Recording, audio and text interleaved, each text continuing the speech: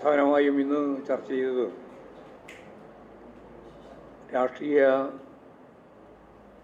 പ്രമേയം സംബന്ധിച്ചുള്ള കാര്യവും രാഷ്ട്രീയ അവലോകന റിപ്പോർട്ട് രണ്ടും സഖാവ് MA ബേബിയാണ് കമ്മിറ്റിയിൽ അവതരിപ്പിച്ചത്. PB അംഗങ്ങളായ സഖാക്കൾ പിണറായി വിജയൻ,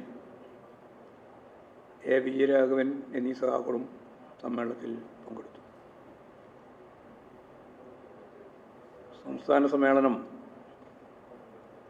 വർത്തമാനകാല രാഷ്ട്രീയവും സംഘടനാപരവുമായ കാര്യങ്ങളെ സംബന്ധിച്ച്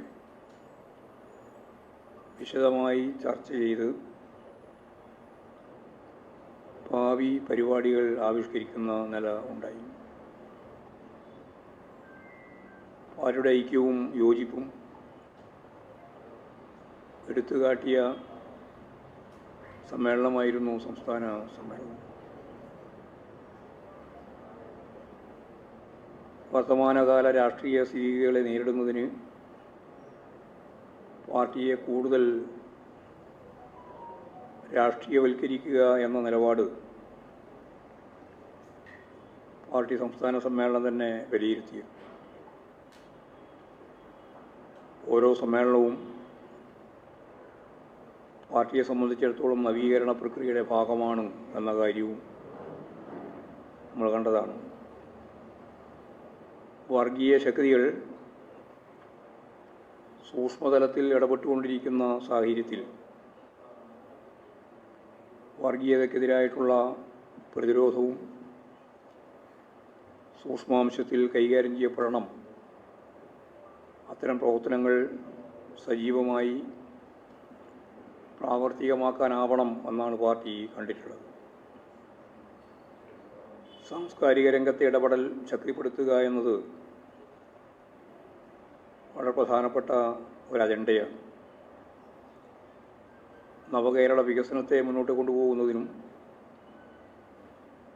അതിനുതകുന്ന രീതിയിൽ പാർട്ടി സംവിധാനത്തെ ശക്തിപ്പെടുത്തുന്നതിനും ആവശ്യമായ നിലപാടുകൾ സ്വീകരിക്കുകയും വേണം. പുതിയ സാഹചര്യങ്ങളെ കണക്കിലെടുത്തുകൊണ്ട് ഇടപെടുന്നതിനുള്ള കാഴ്ചപ്പാടും സമ്മേളനം അംഗീകരിക്കേണ്ടതായിട്ടുണ്ട്.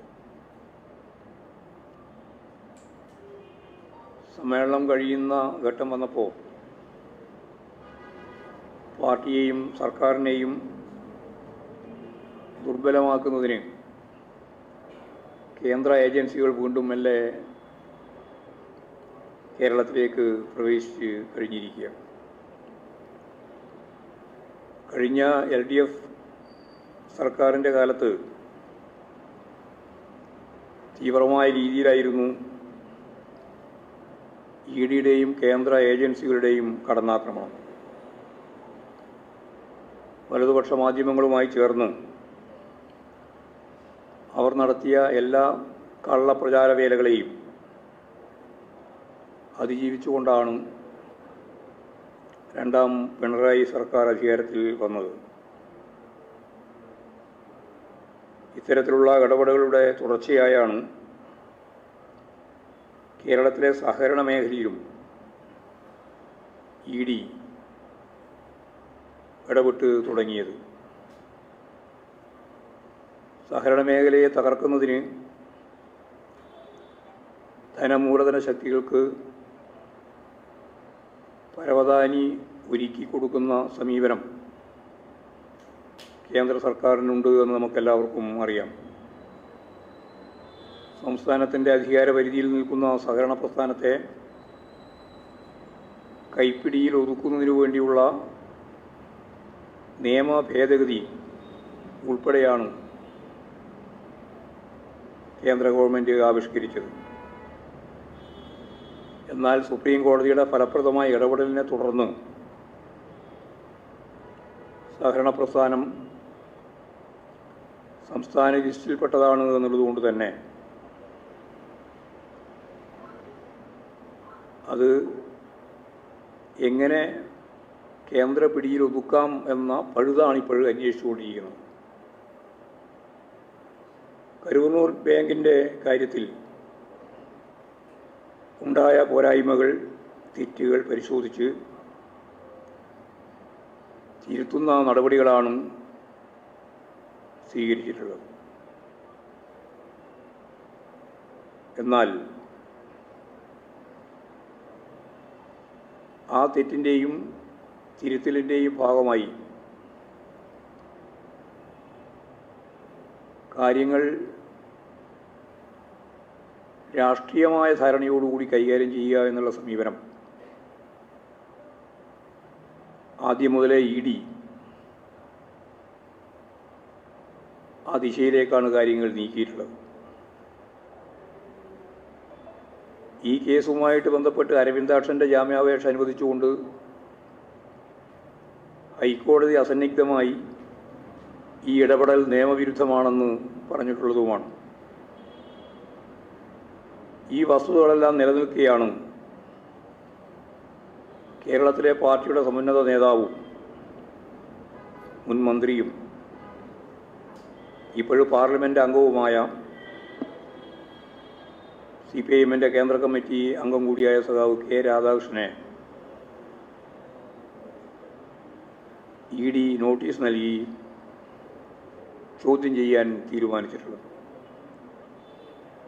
കഴിഞ്ഞ കുറേ മാസക്കാലമായി തൃശ്ശൂരിലെ പാർട്ടി നേതൃത്വത്തിനെതിരെ നടത്തിക്കൊണ്ടിരിക്കുന്ന ഗൂഢാലോചനകളുടെ തുടർച്ചയായാണ് ഈ നടപടിയെയും കാണേണ്ടത്.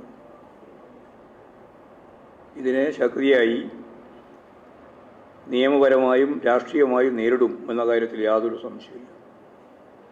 K. രാധാകൃഷ്ണനെ പോലെയുള്ളൊരു നേതാവിനെതിരായി നിർലജ്ജം നിലപാടുകൾ നീക്കിക്കൊണ്ടിരിക്കുന്ന ED നേരത്തെ അരവിന്ദാക്ഷൻ്റെ ജാമ്യാപേക്ഷയിൽ ഹൈക്കോടതി ചൂണ്ടിക്കാണിച്ചതുപോലെ നിയമവിരുദ്ധമായ രീതിയിലാണ് കാര്യങ്ങൾ കൈകാര്യം ചെയ്യാൻ ശ്രമിക്കുന്നത്. അതിൻ്റെ ഭാഗമായി നിരവധി മാധ്യമ വാർത്തകൾ സൃഷ്ടിച്ചുകൊണ്ടിരിക്കുകയാണ്. മുമ്പ് പറഞ്ഞ് അവസാനിപ്പിച്ചത് വീണ്ടും തുടരാനാണ് ED ഇപ്പോഴും ശ്രമിച്ചുകൊണ്ടിരിക്കുന്നത്. കേരളത്തിലെ ഗവൺമെൻറ്റിനെയും ഇടതുപക്ഷ പാർട്ടിയുടെ പട്ടികയിലെ ഏറ്റവും പ്രമുഖ പാർട്ടിയായ CPIMനെയും കടന്നാക്രമിക്കുന്നതിന് വേണ്ടി കേന്ദ്ര ഏജൻസികൾ വീണ്ടും രംഗത്ത് വരികയാണ്. ഇത് ഞങ്ങളെ സംബന്ധിച്ച് യാതൊരു അത്ഭുതമുള്ള കാര്യമല്ല. വരാൻ പോകുന്ന 2026 മെയ് വരെയുള്ള തദ്ദേശ സ്വയംഭരണ സ്ഥാപനങ്ങളിലേക്കും അസംബ്ലി തിരഞ്ഞെടുപ്പിലും ഈ മാധ്യമങ്ങളെ കൂടി ചേർത്ത്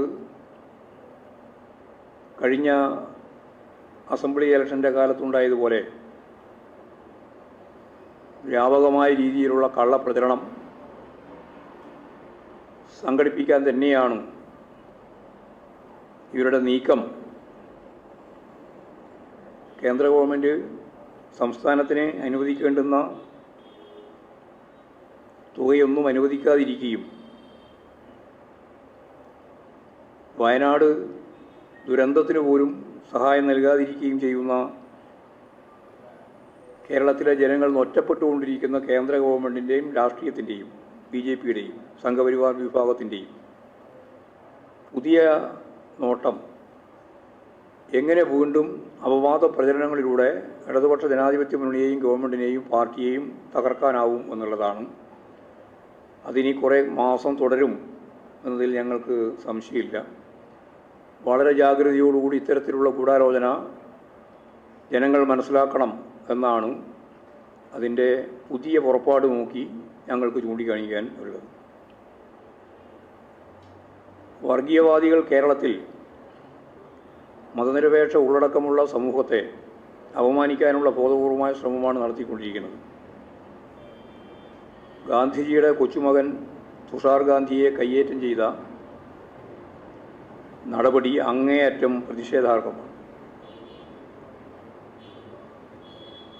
RSSൻ്റെ വർഗീയ അജണ്ടയുടെ ഭാഗമായാണ് മഹാത്മാഗാന്ധി ഉൾപ്പെടെയുള്ള ദേശീയ രാഷ്ട്രീയത്തിൻ്റെ പ്രമുഖ നേതൃത്വം വേട്ടയാടപ്പെട്ടത് എന്നെല്ലാവർക്കും അറിയാം. ഈ ഗാന്ധി ഇതേ നില തുടർന്നാൽ അദ്ദേഹത്തെ നിശബ്ദനാക്കേണ്ടി വരുമെന്ന ഗോൾവാൾക്കറുടെ പ്രസംഗം, അതിൻ്റെ തുടർച്ചയിലാണ് യഥാർത്ഥത്തിൽ ഗോഡ്സെയും കൂട്ടരും സവാർക്കർ ഉൾപ്പെടെ എല്ലാവരും പ്രതിയാക്കപ്പെട്ട ഗാന്ധിവധ കേസ് ഉണ്ടായത്. അത് കേരളത്തിലെയും ഇന്ത്യയിലെയും ജനങ്ങൾ അങ്ങേയറ്റം അപലപിച്ച ഒരു സംഭവമാണ് ഗാന്ധി വധം. അങ്ങനെയുള്ള ആശയങ്ങൾക്ക് മതനിരപേക്ഷ ഉള്ളടക്കത്തിൽ നല്ല മുൻകൈയുള്ള കേരളത്തിൽ ഇവിടെ ചൂണ്ടിക്കാണിച്ചതുപോലെ തുഷാർ ഗാന്ധിയെ പോലെയുള്ള സാമൂഹ്യ രാഷ്ട്രീയ മേഖലയിലെ പ്രതിഭകളെ കയ്യേറ്റം ചെയ്യുക, തടഞ്ഞു വെക്കുക, ചോദ്യം ചെയ്യുക, അദ്ദേഹം നടത്തിയ പരാമർശം പിൻവലിക്കണം എന്ന് ആവശ്യപ്പെട്ട് ഇത്തരത്തിലുള്ള ഭീകരാവസ്ഥ സൃഷ്ടിക്കുക, ഇതിനെ സംസ്ഥാന ഗവൺമെൻറ് ശക്തിയായ നിലപാട് സ്വീകരിച്ചത് ശ്ലാഘനീയമാണ്. സംഘപരിവാറിൻ്റെ പ്രവർത്തനങ്ങൾ രാജ്യത്തിൻ്റെ മതനിരപേക്ഷതയ്ക്കെതിരെ അതിശക്തിയായ കടന്നാക്രമണമാണ് എന്ന യാഥാർത്ഥ്യം ഒരിക്കൽ കൂടി നമ്മൾ ഈ സംഭവത്തിലൂടെ കാണുകയാണ്. അഭിപ്രായ സ്വാതന്ത്ര്യം പോലും പാടില്ലെന്ന സംഘപരിവാർ നിലപാടാണ് ഇവർ കൈകാര്യം ചെയ്യുന്നത്. ഗാന്ധിജിയെ വധിച്ചവരുടെ മാനസികാവസ്ഥ കേരളം പോലുള്ള സംസ്ഥാനത്ത് ചിലരിലെങ്കിലും നിലനിൽക്കുന്നുവെന്ന് അങ്ങേയറ്റം ഗൗരവത്തോടുകൂടി നാം കാണേണ്ടതായിട്ട് ഉണ്ട്. ഇത്തരത്തിലുള്ള നിലപാടുകൾക്കെതിരെ സംഘപരിവാർ വിഭാഗങ്ങളുടെ ഫാസിസ്റ്റിക് രീതിക്കെതിരെ പ്രതിഷേധം ഉയർന്നു വരണം എന്നാണ് ചൂണ്ടിക്കാണിക്കാനുള്ളത്. സംഘപരിവാർ വിഭാഗങ്ങളുമായി ചങ്ങാത്തം കൂടുന്ന കോൺഗ്രസ്സുകാർക്ക് ഇതിലെന്താണ് പറയാനുള്ളത് എന്നത് ജനം കാതോർക്കുന്ന ഒരു കാര്യമാണ്. തൊഴിലുറപ്പ് പദ്ധതിയുടെ ഭാഗമായിട്ട് ഇപ്പോഴ് വലിയ രീതിയിലുള്ള തുക സംസ്ഥാനങ്ങൾക്ക് കൊടുക്കാൻ ബാക്കിയാണ് എന്ന വിവരം പാർലമെൻറ്റ് സമിതി ഇപ്പോഴും പുറത്തു കൊണ്ടുവന്നിരിക്കുകയാണ്. തൊഴിലുറപ്പ് ഫണ്ട് വിഹിതത്തിൽ 23,446 കോടി രൂപ കുടിശ്ശികയാണ് എന്നാണ് പാർലമെൻ്ററി സമിതി വ്യക്തമാക്കിയിട്ടുള്ളത്.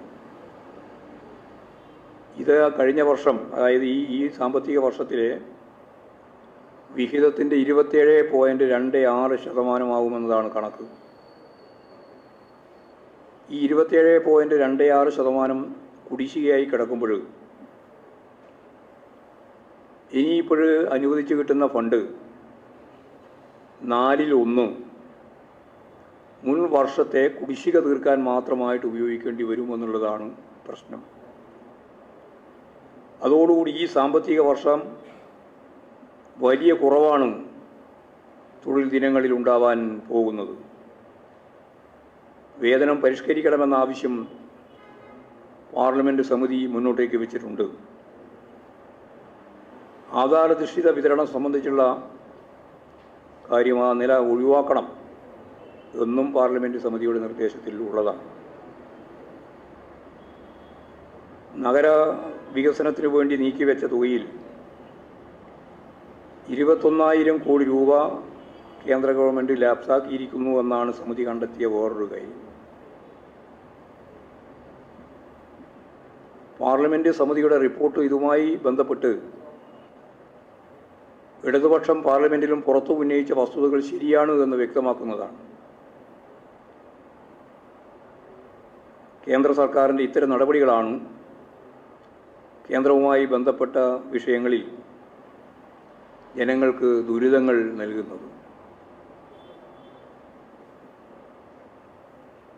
മറ്റൊരു കാര്യം ഞങ്ങൾ വിശദമായിട്ട് ആലോചിച്ചത് EMS AKG ദിനാചരണ പരിപാടികളാണ്.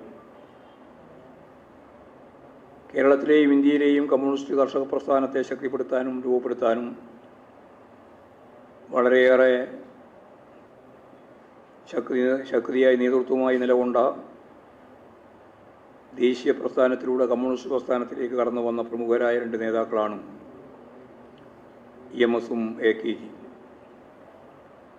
മാർച്ച് 19 EMS ദിനവും മാർച്ച് 22 AKG ദിനവുമാണ്. വിവിധ പരിപാടികളുടെ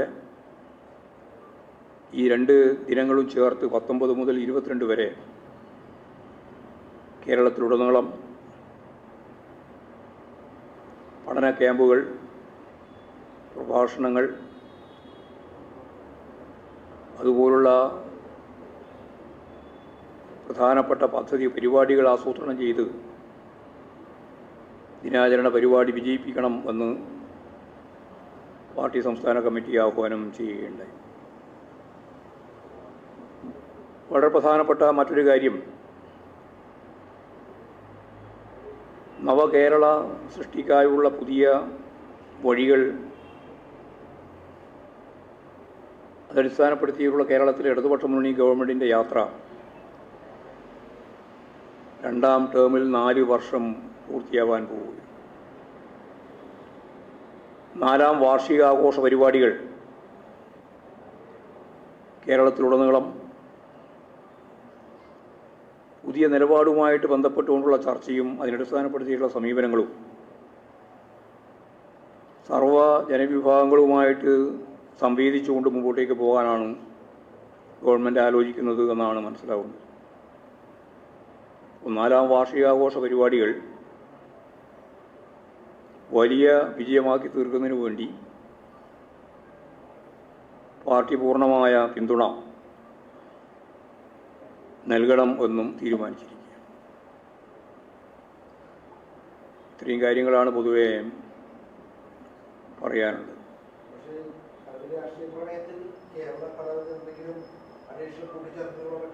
അന്വേഷണത്തിൻ്റെ 2 രീതിയിലാണ് ഞങ്ങളത് കാണുന്നത്. സംസ്ഥാന കമ്മിറ്റി എന്ന രീതിയിൽ നൽകേണ്ട ചില കാര്യങ്ങളുണ്ട്. അത് സംസ്ഥാന കമ്മിറ്റിയുടെ ഭേദഗതിയായിട്ട് നൽകും. സംസ്ഥാന കമ്മിറ്റി അംഗങ്ങൾ ഉന്നയിച്ച നിരവധി കാര്യങ്ങളുണ്ട്. അത് അവർ തന്നെ ഭേദഗതികളായിട്ട് നിർദ്ദേശിക്കുക എന്നുള്ളതാണ് കാണുന്നത്.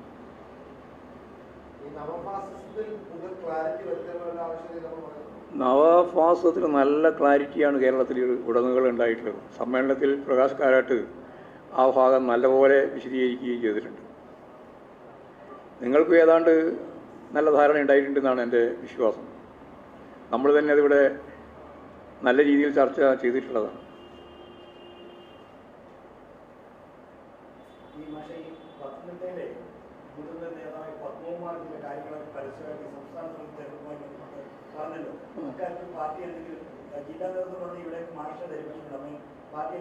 ഇല്ല, ഞങ്ങളിപ്പോൾ സംബന്ധിച്ചൊന്നും ഞങ്ങളിപ്പോൾ ചർച്ച ചെയ്തിട്ടില്ല. പരിശോധിക്കും, സ്വാഭാവികമല്ലേ, ആവശ്യമായി പരിശോധിക്കും. അല്ല, അദ്ദേഹത്തിന് അനുകൂലമായിട്ടല്ലല്ലോ പരിശോധന വരിക. പരിശോധിക്കുന്നതിന് അദ്ദേഹത്തിന് എങ്ങനെ അനുകൂലമാകുക? പാർട്ടിക്കകത്തും സംഘടനക്കകത്തും പറയേണ്ട കാര്യങ്ങൾ പരസ്യമായിട്ട് പറഞ്ഞു എന്നുള്ളത് പാർട്ടിക്കകത്ത് സംഘടനാപരമായ തെറ്റായ നിലപാടാണ്. ആ നിലപാട് സ്വീകരിച്ചവരാരൊക്കെയുണ്ടോ അവർക്കെല്ലാം എതിരായിട്ട് ശരിയായ സംഘടനാപരമായ നിലപാട് സ്വീകരിച്ച് പോകും പാർട്ടി. അതാര് എന്നുള്ള പ്രശ്നമൊന്നുമില്ല.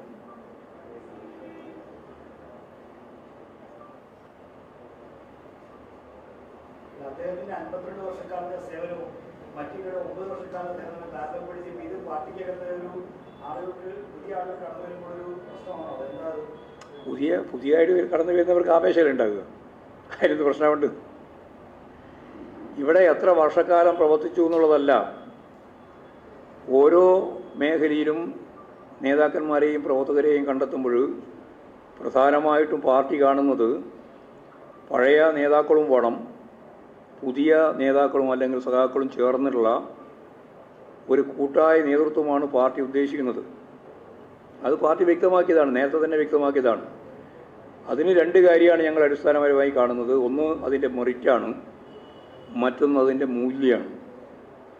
ഈ രണ്ടിനെയും അടിസ്ഥാനപ്പെടുത്തിക്കൊണ്ട് നവീകരിക്കുക എന്ന പ്രക്രിയ സമ്മേളനത്തിൻ്റെ ഭാഗമായിട്ട് എല്ലാ ഘടകങ്ങളിലും ബ്രാഞ്ച് മുതൽ മേലോട്ട് നടന്ന ഒരു കാര്യമാണിത്. അതിൻ്റെ ഭാഗം തന്നെയാണ് സംസ്ഥാന കമ്മിറ്റിയും സംസ്ഥാന സെക്രട്ടേറിയറ്റും എല്ലാം തന്നെ രൂപപ്പെട്ടത്.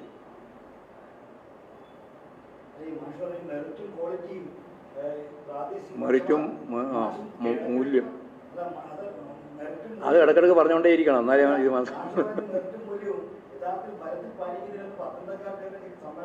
ഇല്ലില്ല, അങ്ങനെയൊന്നും അവസാനം നിങ്ങൾ എന്തൊക്കെയാണ് പറയുന്നത്, പത്രക്കാരും പറഞ്ഞുകൊണ്ടിരിക്കുന്നതൊക്കെ ഒന്നുമില്ല. നിങ്ങൾ കാരണം നിങ്ങൾ ആ സമ്മേളനത്തിൽ എന്നെപ്പറ്റി എന്തൊക്കെയാണ് വന്നു എന്ന് പറഞ്ഞത് എല്ലാം ശുദ്ധ അസംബന്ധമല്ലേ. അപ്പോൾ നിങ്ങൾ തോന്നിയ പോലെല്ലാം പറയുന്നുണ്ട്. ആ പറയുന്നതിനൊന്നും ഞാൻ വേണ്ടി പറയാൻ ഉദ്ദേശിക്കുന്നില്ല. അത് ഞാൻ നേരത്തെ പറഞ്ഞതാണ്. പോസിറ്റീവായ കാര്യം മാത്രം എടുത്താൽ മതി, നെഗറ്റീവെല്ലാം വിട്ടുകളിയാണ്. ആര് നോക്കുന്നു നിങ്ങളെ ഈ വർത്തമാനമെല്ലാം? ആ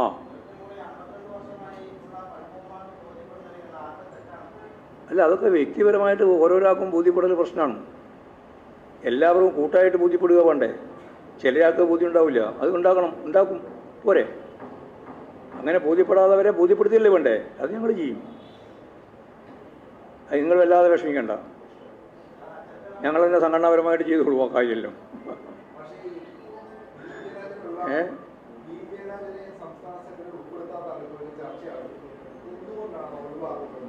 അല്ല, അതൊക്കെ ഞാൻ നേരത്തെ പറഞ്ഞ അതിൻ്റെ ഉൾപ്പെട്ടതാണ് എല്ലാം. അത് ഇന്നാൾ ഓരോരാൾ നോക്കിയിട്ടില്ലല്ലോ നിലപാട് സ്വീകരിക്കുക. കണ്ണൂരിൽ നിന്നൊരു പ്രധാനപ്പെട്ട നേതാവ്, അദ്ദേഹം RSSന്റെ ആക്രമണത്തിന് ഇരയായ ഒരാൾ. അപ്പൊ അത്തരത്തിലുള്ള എല്ലാവിധ പാർട്ടിക്ക് വേണ്ടിയുള്ള സാധനങ്ങളുള്ള ഒരാളെ എന്ത് കാരണം പറഞ്ഞാൽ ഒഴിവാക്കുന്നതെന്നൊരു ബോധ്യം വേണ്ടാണ്. അതെല്ലാം ബോധ്യമുണ്ട്, ജനങ്ങൾക്ക് കൃത്യമായ ബോധ്യം ഉണ്ടാവും, പാർട്ടിക്കും ബോധ്യമുണ്ട്, ഓരോന്നിനെപ്പറ്റിയും ബോധ്യമുണ്ട്. ഇനി അഥവാ ആർക്കെങ്കിലും ബോധ്യമാവുന്നില്ലെങ്കിൽ അവരെ ബോധ്യപ്പെടുത്തുക എന്നുള്ളത് പാർട്ടീൻ്റെ ചുമതലയാണ്. അത് പാർട്ടി നിർവഹിച്ചോളാം, അത് നിർവഹിക്കും, അതിന് സംശയമൊന്നും വേണ്ട.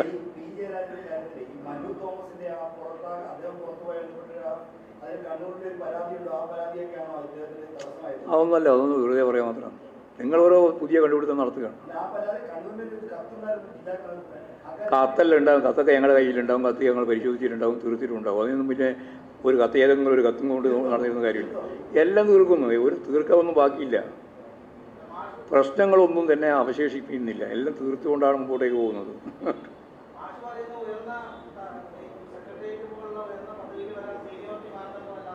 ഇത് ഞാൻ പറഞ്ഞിട്ടില്ല അങ്ങനെ, ഞാനങ്ങനെ പറഞ്ഞിട്ടില്ല. നിങ്ങൾക്ക് അങ്ങനെ പറയണമെന്നുണ്ടെങ്കിൽ പറയാം. നിങ്ങൾ അങ്ങനെ പറയുന്നതുകൊണ്ട് എനിക്ക് യാതൊരു പ്രയാസമില്ല. ഞാൻ പറഞ്ഞു എന്ന് പറഞ്ഞിട്ട് പറയണ്ട. ഇനി അഥവാ ഇനി അങ്ങനെ പറഞ്ഞാലും പ്രശ്നമില്ല. കാരണം നിങ്ങളൊക്കെ എന്തൊക്കെയാണ് പറഞ്ഞുകൊണ്ടിരിക്കുന്നത്, അക്കൂട്ടത്തിൽ ഇതെല്ലാം കണക്കൂട്ടുന്നു മാത്രമേ ഉള്ളൂ. പാർട്ടിക്ക് ഇല്ല, ഞങ്ങൾക്ക് അങ്ങനത്തെ അഭിപ്രായമൊന്നുമില്ല. നിങ്ങൾക്ക് നിങ്ങളുടെ അഭിപ്രായം ഞങ്ങളുടെ അഭിപ്രായമായിട്ട് പറയേണ്ട അർത്ഥം അത് പറഞ്ഞാൽ മതി. അതാണ് നിങ്ങൾ പറഞ്ഞുകൊണ്ടിരിക്കുന്നത്. നിങ്ങൾ ഓരോരോ അഭിപ്രായം ഞങ്ങളെല്ലാം വായി ഇങ്ങനെ കുത്തിത്തിരിക്കി വെക്കുകയാണ്. എന്നിട്ട് അത് അങ്ങനെ പറഞ്ഞു ഇങ്ങനെ പറഞ്ഞു എന്ന് വാർത്ത ഉണ്ടാക്കാൻ ഒരു വൈരുദ്ധ്യമില്ല. എന്താ എങ്ങനെ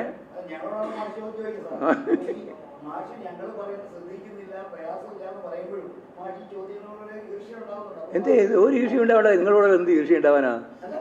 നിങ്ങൾ കുറേ കൊല്ലമായിട്ട് ഇതേപോലെ പെരുമാറിക്കൊണ്ടിരിക്കുകയല്ലേ. പിന്നെ നിങ്ങളോട് ഈർഷ്യയോട് പെരുമാറിയാൽ നിങ്ങളോട് ഈർഷ്യയോട് മാത്രമേ പെരുമാറാൻ പറ്റുള്ളൂ. പക്ഷേ അത് ഞാൻ പരമാവധി കുറച്ച് ഈർഷ്യയില്ലാതെ പറഞ്ഞുകൊണ്ടിരിക്കുകയാണ് കേട്ടാ. ആര്? ആ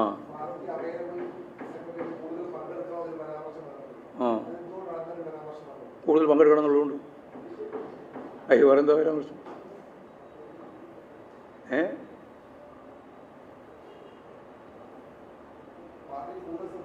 അതെ, കൂടുതൽ ശ്രദ്ധിക്കണം. ഇനിയും അവൈലബിൾ കമ്മിറ്റിയിലെല്ലാം പങ്കെടുക്കണം. അതിനെന്താ കുഴപ്പം? നിങ്ങളിങ്ങനെ ഓരോ പരാമർശം നോക്കി നിങ്ങൾക്ക് റിപ്പോർട്ട് കിട്ടിയേ. നമ്മുടെ ഒരു റിപ്പോർട്ട് മോഷണം പോയി ഒരു റിപ്പോർട്ട്.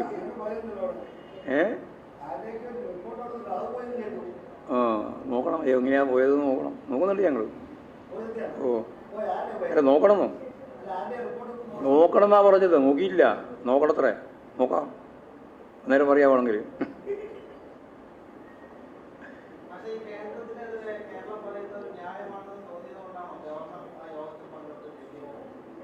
അത് ഗവർണറോട് ചോദിച്ച് നോക്കിയാൽ കൃത്യമായിട്ട് മറുപടി പറയും. അതെ, ഗവർണറോട് ചോദിക്കണം എന്തോ ആ അടിസ്ഥാനത്തിലാണോ, അങ്ങനെയാണെങ്കിൽ നമ്മൾ കാണണ്ടേ. ഗവർണറും അതുപോലെ തന്നെ മറ്റ് അധികാര സ്ഥാപനങ്ങളെല്ലാം പരസ്പരം ശത്രുതാപരമായിട്ട് കൈകാര്യം ചെയ്യപ്പെടണമെന്ന് ആരും പാർലമെൻ്ററി ജനാധിപത്യ സംവിധാനത്തിൻ്റെ ഭാഗമായിട്ട് കരുതുന്നില്ല. ഉണ്ടോ? ഉണ്ടോ? ഇല്ല. ശത്രുതാപരമാവേണ്ട യാതൊരു കാര്യമില്ല. അവസാനിപ്പിക്കാം അല്ലേ? ഏതാണ്ട് കയ്യില്ലേ?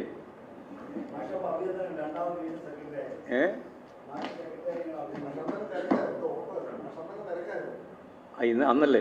അത് ഭയങ്കര തിരക്കായിരുന്നു. അല്ല, എന്നിട്ടും പറഞ്ഞു എല്ലാവരോടും. പത്രക്കാരെ കണ്ടല്ലോ, എല്ലാവരും കണ്ടു. ഒറ്റക്കൊറ്റക്ക് ഒരാൾക്ക് കൊടുക്കാൻ പറ്റിയില്ല മാത്രമേ ഉള്ളൂ. രാത്രി കണ്ടു. ശരി.